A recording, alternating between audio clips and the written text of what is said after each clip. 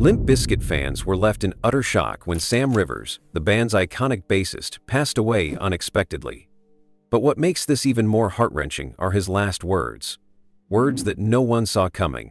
As his friends and bandmates struggle to make sense of his sudden departure, Rivers' final moments offer a glimpse into a man who was battling far more than anyone realized. His words are powerful, emotional, and will leave you absolutely speechless. Find out what he said before it was too late. The news of Sam Rivers' sudden passing hit the Limp Bizkit fan base like a freight train. For years, he had been the backbone of the band, providing the deep, driving bass lines that were a signature of their sound. His energy on stage, his unique presence, and his connection to the band's roots made him a central figure for the band's loyal followers. So when the news broke, it felt like a part of the soul of Limp Bizkit had been taken away. Fans around the world were left stunned and heartbroken. Limp Bizkit was already a staple in the rock and nu metal scene, with an iconic sound that combined rap, rock, and a bit of punk attitude. Sam's role as the bassist, however, was never just about laying down rhythm. His bass lines brought a raw, gritty feel to the band's music that made it impossible to ignore. Tracks like Rollin' and My Generation wouldn't have hit the same without him, and his contribution was often underappreciated by casual listeners, though fans who knew the band's work inside and out understood just how crucial he was to their success. The loss of Sam Rivers was more than just losing a band member. It was losing a friend, a brother, and a key piece of a musical era that defined the late 90s and early 2000s. Limp Bizkit's music wasn't just about the crowd pumping energy at their live shows. It was about the raw emotion, the honesty, and the way they connected with their audience. Fans who grew up with their music now had to reckon with the reality that one of their favorite bands would never be the same again. But it wasn't just the fans who felt the loss. For Fred Durst, Wes Borland, and the rest of the band, Sam's death was a crushing blow. They had been through thick and thin together, from the early days of the band's formation to their meteoric rise to fame. The bond they shared went beyond music. It was a brotherhood. To lose someone who had been such an integral part of that connection left a hole in the heart of Limp Bizkit. The fans could feel it too. It wasn't just the music that had made Limp Bizkit what they were. It was the chemistry between the band members that made them legendary. Sam's death left a lasting void, but his legacy is something that will continue to resonate with fans, even in his absence. The impact he made, both on the band and on the music world, cannot be understated. Limp Bizkit fans knew that the sound, the energy, and the magic that Sam brought would never be replicated again. But his music, his contribution, and his spirit live on in the hearts of everyone who ever pressed play on a Limp Bizkit album and felt that signature bass hit their soul. Sam Rivers was never the one to crave the spotlight. While his bandmates, especially Fred Durst, often soaked up the limelight, Sam was more reserved, content with letting his bass do the talking. But being part of Limp Bizkit, a band known for its larger-than-life personality and intense media presence, meant that the spotlight often found him, whether he was ready for it or not. Growing up, Sam wasn't the kind of guy who dreamed of fame. He was a musician at heart, passionate about his craft, and his focus was always on the music. From an early age, he was immersed in the world of music, learning the bass guitar and finding his rhythm in small local bands. It wasn't about the fame or the glamour. It was about the sound, the feel, the connection that music gave him. But, as any fan of Limp Bizkit knows, things don't always go the way you plan. When Limp Bizkit exploded onto the scene in the late 90s, Sam, along with his bandmates, was thrust into a world he hadn't quite prepared for. The band's fame came quickly and intensely. They weren't just another band on the scene, they were the band. Their mix of rap, rock, and aggression resonated with a generation, and their albums went platinum in a way few ever could have predicted. Sam was now part of one of the biggest musical acts in the world, playing alongside some of the most recognizable names in the genre. It wasn't long before the band's music was blasting through speakers everywhere and the cameras were focused on their every move. For Sam, this meant being a part of a circus that he hadn't signed up for. He wasn't one to get caught up in the drama or the media frenzy, and yet it followed him. The fame, the paparazzi, the constant speculation, it was overwhelming. Sam wasn't the outgoing, attention-grabbing type. He was much more low-key, preferring to keep things simple and focus on the music.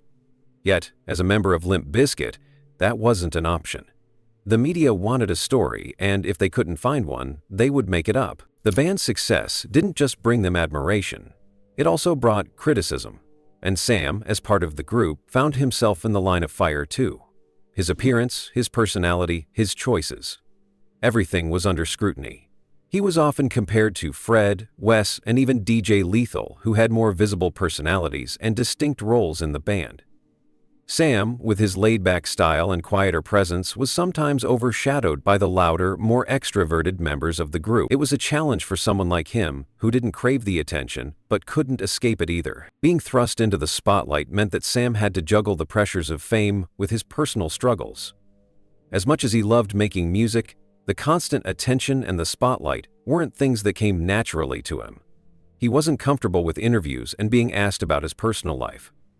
When reporters would ask questions that went beyond his music, Sam would shy away, offering brief answers and trying to steer the conversation back to the music. But no matter how much he tried to keep the focus on his art, the spotlight would always find a way to cast its shadow over him. On top of the media's constant intrusion, Sam also had to deal with the personal toll that being in a high-profile band took on him.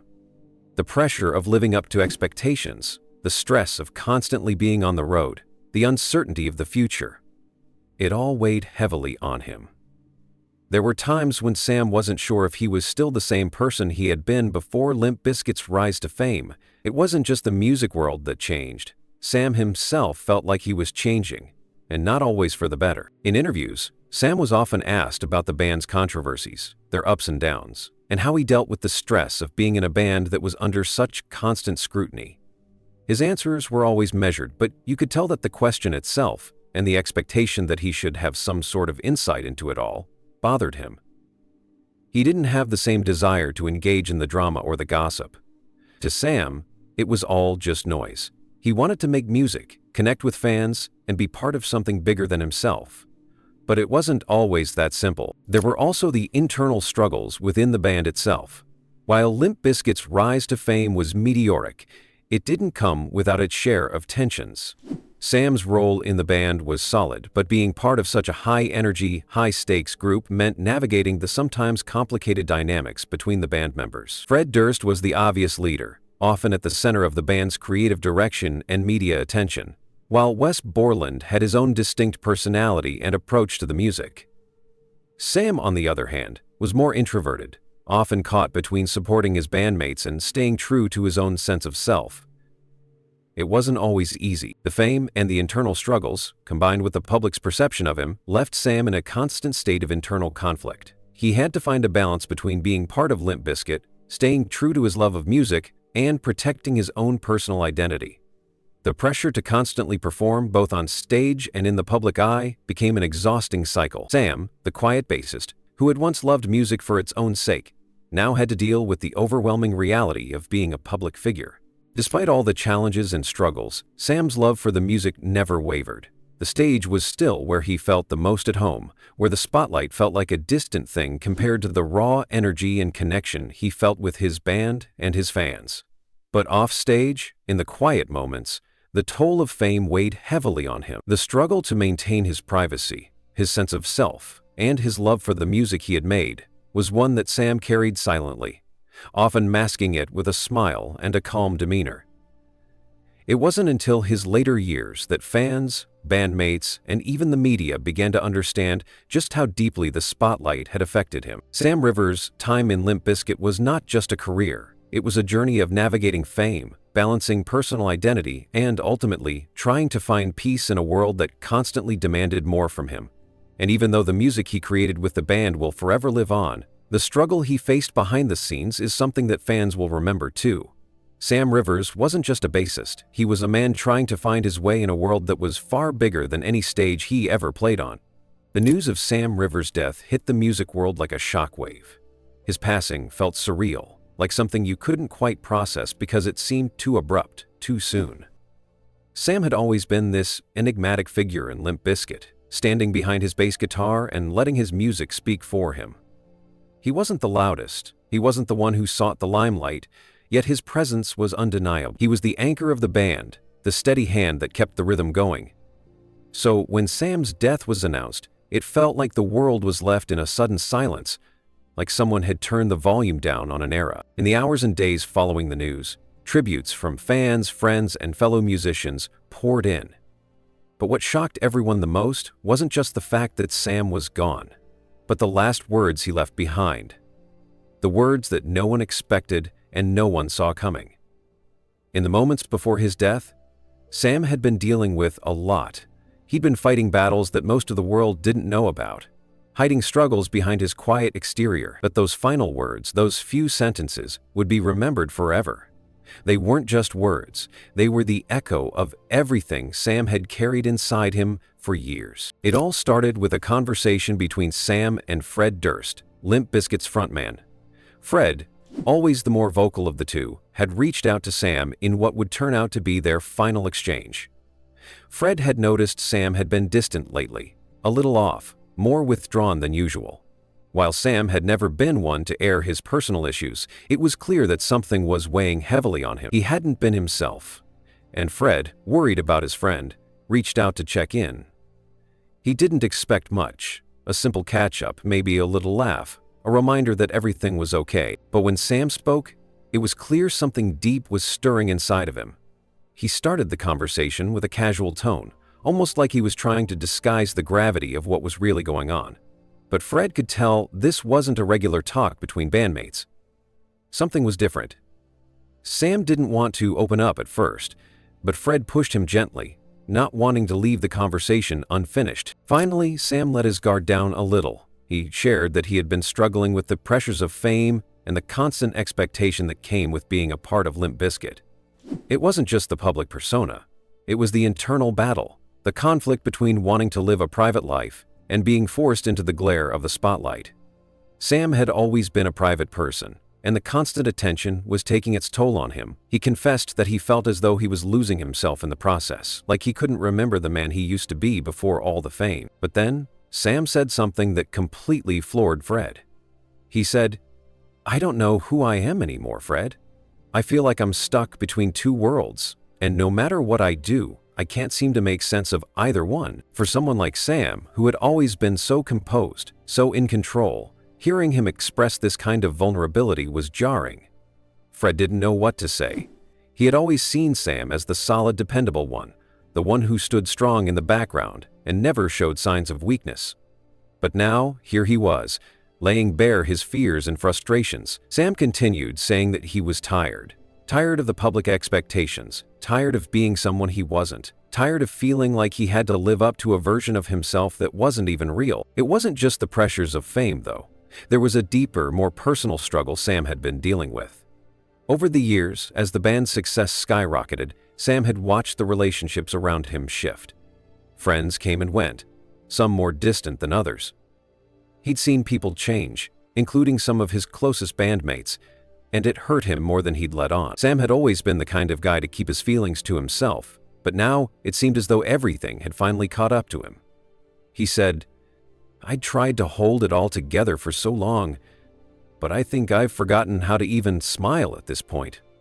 I'm just exhausted, Fred." Fred was silent for a moment, letting Sam's words sink in. He knew Sam wasn't just talking about the band, the tours, the fans. He was talking about everything. The personal losses, the weight of living in a world that demanded more than you could give, the strain of trying to maintain an image that didn't truly reflect who he was. Sam wasn't asking for sympathy, but he was reaching out for understanding, something that he rarely allowed himself to do. Then came the words that would resonate with Fred, and with everyone who would eventually hear them, long after the conversation ended. Sam looked at Fred, his voice trembling slightly, and said, "I've been pretending for so long that I don't know if I can keep pretending anymore. I just want peace, man. I just want to be able to breathe without all this weight on my chest."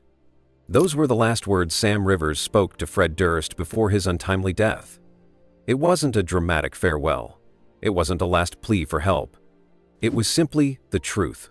A raw, unfiltered confession of a man who had spent too long hiding his pain and pretending everything was okay.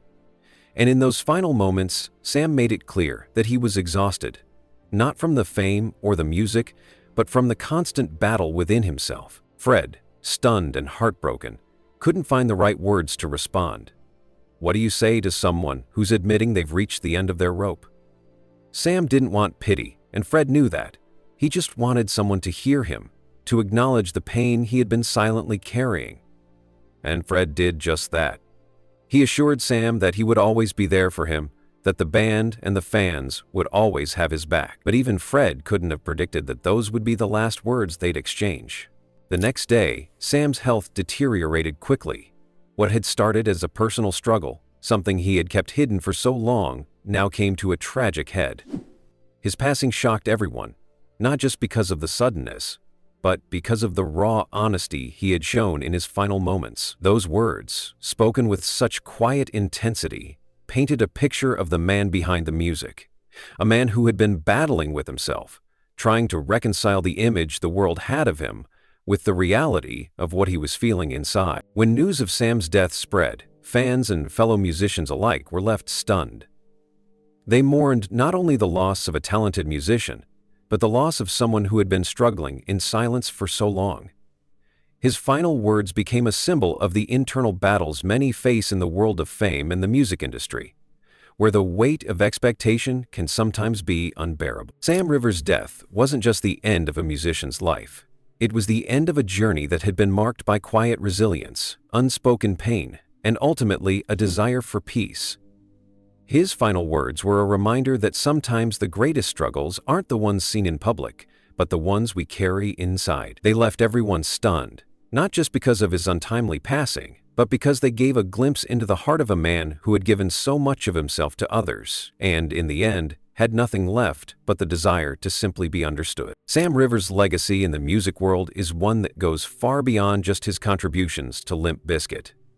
For many fans, Sam was the steady backbone of the band, holding down the rhythm and making everything come alive with his bass playing. But his legacy is not just about his musical talent, it's about the kind of person he was off the stage as well. He was known for his humility, his quiet strength, and his ability to connect with people on a personal level. When you think about Sam, you think about more than just the hits. You think about those late-night rehearsals, those long hours spent perfecting a song, and the way his music made people feel. His bass lines were always smooth, but they carried so much emotion. They were the glue that held the band together, and in many ways, they told the story of a man who understood the power of music to heal, connect, and express things that words alone couldn't. The story of a life of love. Fans didn't just hear his music, they felt it in their bones. But Sam wasn't just about the music. He was a man who left a lasting impact on everyone he encountered. Whether it was through his work in the studio, his kindness towards others, or his genuine care for his bandmates, he made an impression that couldn't easily be forgotten. He wasn't flashy or in your face like some of the other stars, but his authenticity made him stand out in the best possible way. Sam's memory lives on in the hearts of those who knew him best, his friends, his family, and of course, the fans. Those who had the chance to work with him often speak of his quiet determination and his willingness to help others. He was a mentor to many, not only in music but in life. He was a man who gave everything to his craft, but never forgot the importance of family and friendship. As the news of his passing spread, fans took to social media sharing their own memories of Sam. For many, it was the music he helped create that shaped their lives, but it was the memories of him as a person that truly stuck with them. Whether it was a funny moment from a tour or a kind word he shared backstage, Sam's presence was felt everywhere. His humility and love for his craft were unmatched, and it's that energy, that soul, that will keep him alive in the memories of his fans for years to come. Sam Rivers' legacy is much more than the songs he left behind. It's the way he made people feel, the way his music connected with them, and the way he lived his life with passion and integrity. His contributions to Limp Bizkit will always be remembered. But so will his role as a friend, a mentor, and an inspiration to those who were lucky enough to know him. His music will live on, and his spirit will continue to inspire others long after the last note fades.